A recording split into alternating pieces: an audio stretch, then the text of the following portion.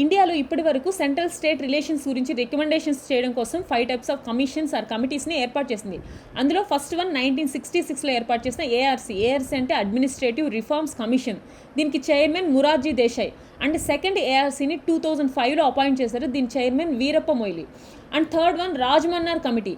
దీన్ని 1969లో ఏర్పాటు చేశారు, కానీ దీన్ని ఏర్పాటు చేసింది తమిళనాడు గవర్నమెంట్. దీని chairman P V Mannar. Fourth one Sarkaria commission. దీన్ని 1983లో అపాయింట్ చేశారు. దీని చైర్మన్ సర్కారియా.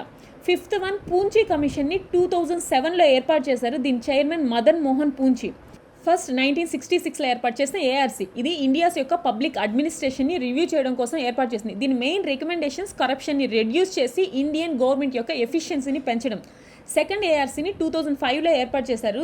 దీని main aim not only corruption, modern challenges అయిన e governance and crisis management మీద మెయిన్గా ఫోకస్ చేసింది.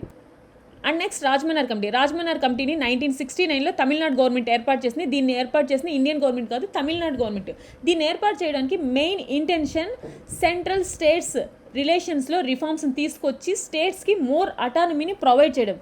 కానీ దీని సజెషన్స్ ఏవి కూడా ఇంప్లిమెంట్ కాలేదు. సర్కారియా కమిషన్ని 1983లో ఏర్పాటు చేసినప్పటికీ దీని రికమెండేషన్స్ని 1988లో రాజీవ్ గాంధీ గవర్నమెంట్కి సబ్మిట్ చేసింది.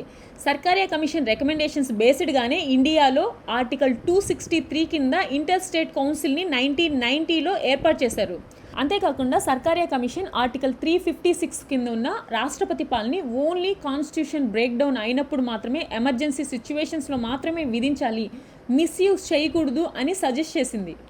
And last one Punchhi commission. దీన్ని 2007లో సెంట్రల్ స్టేట్ రిలేషన్స్ సంబంధించిన న్యూ ఇష్యూస్ని అడ్రస్ చేయడం కోసం ఏర్పాటు చేశారు.